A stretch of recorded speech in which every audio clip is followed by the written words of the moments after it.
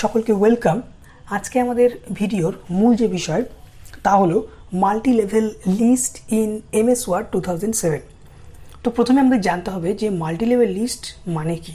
Multi level list কথার অর্থ হলো কোনো একটি লিস্টের আন্ডারে যখন আরও একটি লিস্ট থাকে তখন তাকে বলা হয় মাল্টি লেভেল লিস্ট। ঠিক আছে, সেটা আমরা নাম্বারিংও হতে পারে বা বুলেটও হতে পারে। তো এটাকেই আমরা একটি এক্সাম্পলের মাধ্যমে বুঝবার চেষ্টা করব। তাহলে চলো শুরু করা যাক আজকের ক্লাস। তো প্রথমে আমি এখানে একটি টেক্সট লিখে নিচ্ছি, কম্পিউটার সফটওয়্যার। এবার এখান থেকে আমি একটি লিস্ট নিলাম, সেটা হচ্ছে নাম্বারিং অর্ডার্ড লিস্ট। ঠিক আছে, তো এখানে আমি ধরুন লিখে নিচ্ছি সিস্টেম সফটওয়্যার,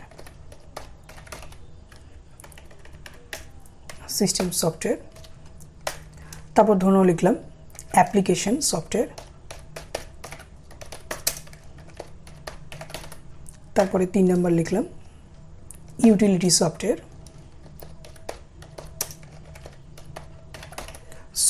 ওকে, তো এই গেল আমাদের একটি লিস্ট। এবার সাপোজ ধরে নাও এবার আমি সিস্টেম সফটওয়্যারের যে এক্সাম্পলগুলো রয়েছে সেগুলোকে আমি অ্যাড করতে চাই। তাহলে আমি কি করব, আমি একদম সিস্টেম সফটওয়্যারের শেষে কার্সার পয়েন্টকে নিয়ে আসলাম। ওকে, আশা করি তোমরা দেখতে পাচ্ছ এই হচ্ছে কার্সার পয়েন্ট।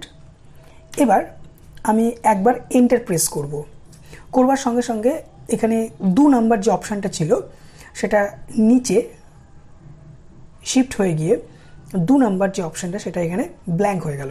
তো এখানে আমি কি করব, একবার ব্যাক স্পেস চাপলাম, just 1 time back space. Okay, এইবার আমাদের চলে যেতে হবে মাল্টি লেভেল লিস্টের আন্ডারে। এই হচ্ছে মাল্টি লেভেল লিস্ট।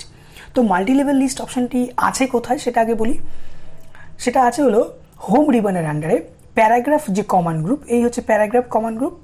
তার ঠিক 3 নাম্বার, প্রথম উপর থেকে 3 নাম্বার অপশান, বাদিক থেকে ধরলে 3 নাম্বার অপশানটিকে বলা হয় মাল্টি লেভেল লিস্ট। তো এখানে মাউস পয়েন্টার নিয়ে গেলেই দেখতে পাচ্ছি যে এখানে মাল্টি লেভেল লিস্ট লেখা আছে। তো আমরা এই অ্যারোতে ক্লিক করলাম, করবার সঙ্গে সঙ্গে এখানে বিভিন্ন মাল্টি লেভেল লিস্ট রয়েছে। তো আমার এটা পছন্দ, তাহলে এখানে কি হবে, স্মল লেটার এ আসবে।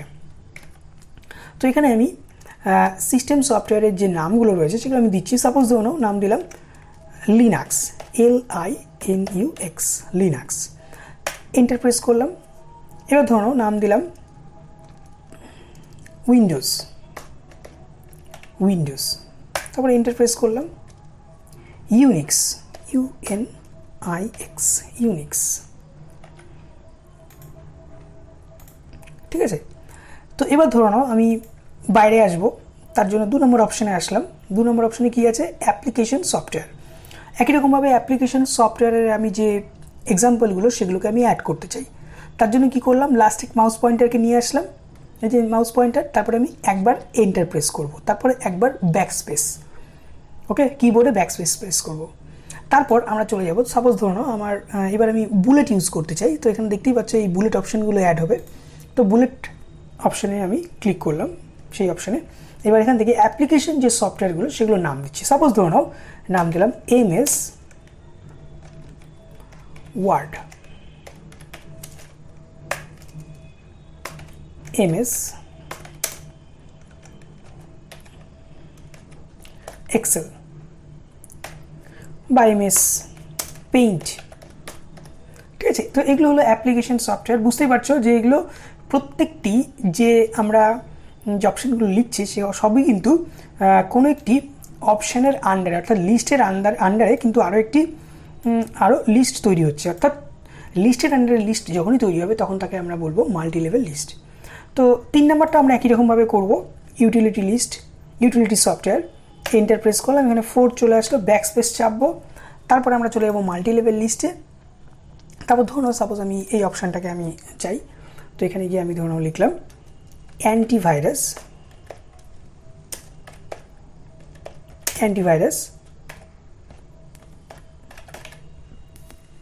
সফটওয়্যার। তো এই হলো আমাদের মাল্টি লেভেল লিস্ট। আশা করছি তোমরা ভিডিওটি বুঝতে পেরেছো।